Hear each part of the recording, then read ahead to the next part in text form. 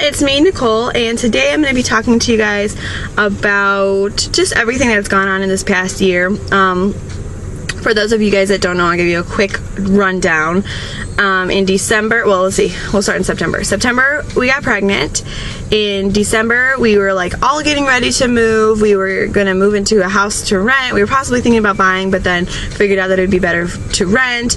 Then that didn't work out, so then we were gonna get an apartment that was 3 bedrooms, and I think it was like 1.5 bath. Anyways, it doesn't matter. And then we were like, we put in our application for that apartment, and my husband lost his job. So that was the first thing. My husband lost his job while I was pregnant, and we had to be out of our apartment in a week after that. So that sucked. And then at the end of January, Robert's mom passed away from cancer. And then in April, my 13-year-old cousin passed away due to a car accident. And then in June, Harper was born, so that was wonderful. But then my grandma also passed away. So it's been a rough year. And then just a couple of weeks ago, my car just decided that it wanted to fall apart. Everything on it, like we had a belt snap and our air compressor, and we need a new tire, and we need our oil change, just all kinds of stuff going on. And I mean, that's life for you. It just all seemed to happen all at once. One of my best friends also lost her father to the same cancer that Robert's mom passed away to. She's my good friend, so I felt her pain. And then yesterday, her cat got killed by a random animal. And then a couple of weeks ago, my other best friend, her grandpa passed away. So I don't know, I just feel like I'm surrounded by all this junk, and it's so like, I don't know, like I feel like I'm going crazy, and I feel like this whole year up until this point has just really changed my perspective on life in general. And so I guess I kind of wanted to talk about that because for those of you guys that don't know what my name is, what my channel name is, it's Victorious Heart. And the reason that Victorious Heart was chosen was because it's actually the meaning of my name, Nicole. So I always try to like see the positive in situations, and even if the situation is horrible and it's the worst thing ever, I try to allow God's strength to, you know, not rely on my own strength, but call upon God's strength to help me through and claim the victory over the situations. But this year has been especially hard, and so I don't know, like it's just been difficult. So anyways, for anybody else that's having a tough time, I just want to kind of like talk about things that have helped me get through. In the weeks surrounding a lot of these events,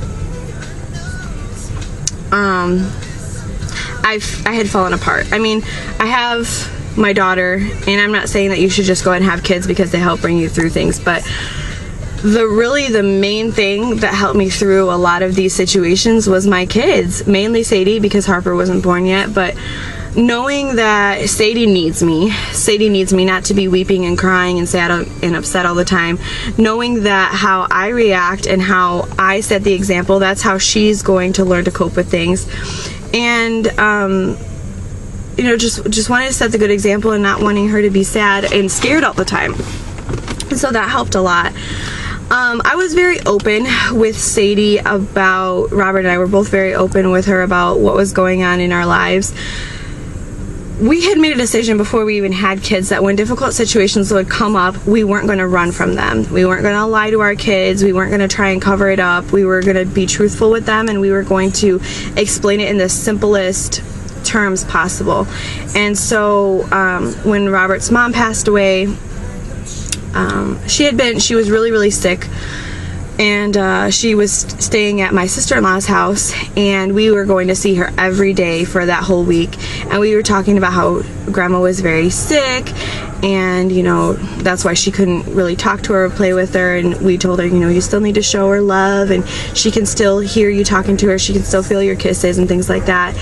And then we had received a call one morning that we needed to get out to the house, that they thought that was going to be the day. And so that morning, I remember helping Sadie put her socks on, and I said, Sadie, you know, Grandma's very, very sick, and soon her body's not going to be able to cope with being sick anymore. Her body doesn't want to be sick anymore, and so her spirit is probably going to go be with Jesus very, very soon in a place called heaven.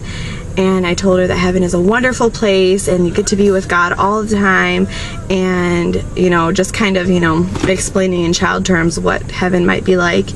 And she was kind of like, well, can I go? Hey everyone, so we're back home now, and I wanted to continue talking about the losses that we've had and how we've kind of coped with it this year.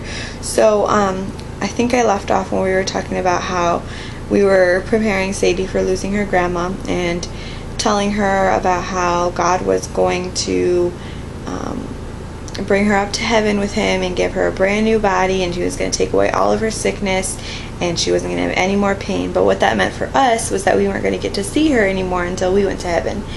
And her response was kind of like, don't worry, Mommy, we'll see her again, or we can visit her. And I had to explain to her, no, Sadie, we can't visit heaven. You know, we only get to go there when our life is done and when our life is over.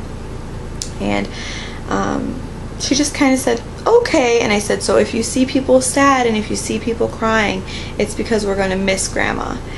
And that's okay. And so she was okay with that. And throughout the whole time, whenever Grandma did pass away, there was a lot of emotion, a lot of crying, a lot of sadness going on. And, you know, I wanted her to be prepared for that. I wanted her not to freak out because she's seeing all of her aunts and uncles and parents and cousins crying. You know, I wanted her to have some kind of understanding, as much as a 2-year-old can, of what was going on. And it almost seemed as if she had more of an understanding of what was going on than all the adults did, you know. It's kind of weird in that way. Well, let's fast forward a little bit to April, whenever I lost my cousin. With Grandma passing away, we knew it was coming. We could have that preparation and talk to Sadie about it to get her prepared, and we had logical order of events that was going to happen. With Katie and going into the hospital and finding out that she was gone, the shock of it was so piercing and so hard, and it hurt me so badly. It hurt a lot of my family so badly. She was 13 years old. She spent a lot of time with Sadie. There's really no logical way to explain this to her other than it was an accident. And again, we were honest with her and we said, you know, Katie was hit by a car and her body was broken and the doctors couldn't fix it. And so if your body is broken that badly, then you are going to go live with God, or God's going to come and bring you to live with him and give you a new body. But again, we are never going to see her again. And the thing with this death, other than just the fact that it was horrible, and losing my cousin was absolutely the worst thing maybe that I've ever experienced, was that I yet again had to explain to Sadie something about death. And I didn't want her to become scared of everyday life. I didn't want her to become scared of God. And on the flip side, I didn't want her getting the notion that, oh, well, I want to go to heaven now. And, you know, I didn't want to plant that seed now to where in future years when she is a little bit older and life does get difficult, I don't want her to feel like I just want to give up. I want to go to heaven now. So, I guess, I don't know, it's weird to think about planting seeds of suicide at such a young age, but I just didn't want her to, I don't know, like I didn't want her to have a warped ideal of, you know, you can get to heaven by yourself or something. I don't know. If that's weird, that's weird. If that's weird, I don't know if that's weird, but, you know, I just didn't want her to become obsessed with death, but I also didn't want her to become too scared with death. Does that make sense? So that was a really, really, really hard one for myself and for Robert and Sadie.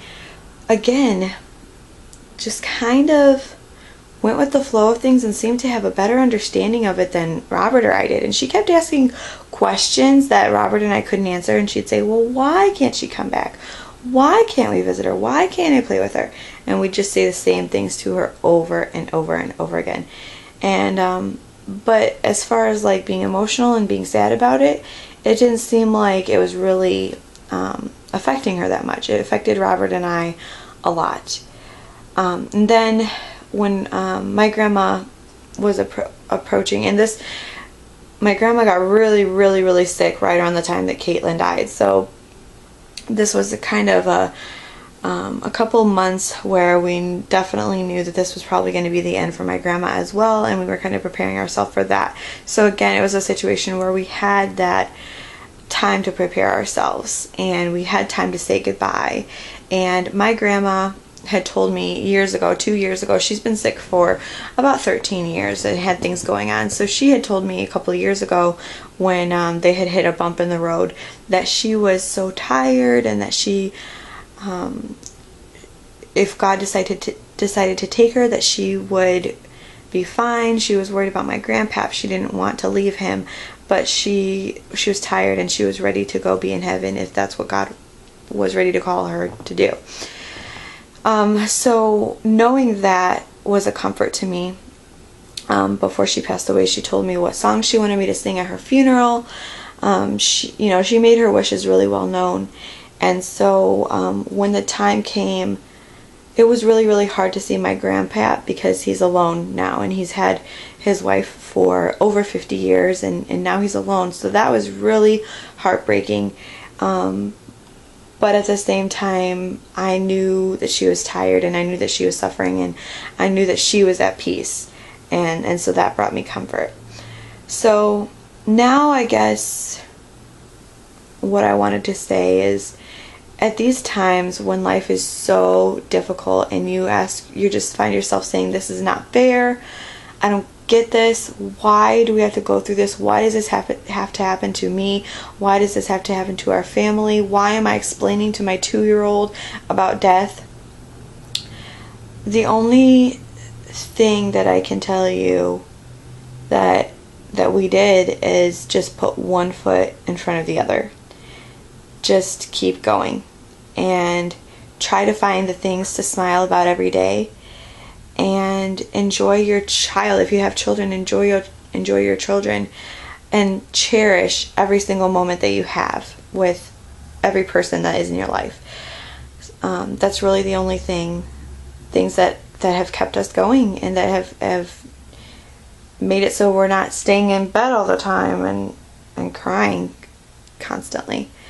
So anyways, of course, we had Harper in the middle of all this, and she's been a joy. She's just been amazing. And that's one happy point in our life. And again, that's something to cherish and something to be happy about and smile about. I don't want to say that this whole year has been crap, because that's not true. There's also been some wonderful things that have happened, but we've been through a lot. And so I just kind of wanted to let you guys know how we're coping. And yeah, so I hope this has helped somebody. If you guys have anything that you guys want to talk about, or if you have any questions, you can go ahead and leave them in a comment or send me a private message. And I'll see you guys for my next video. Bye.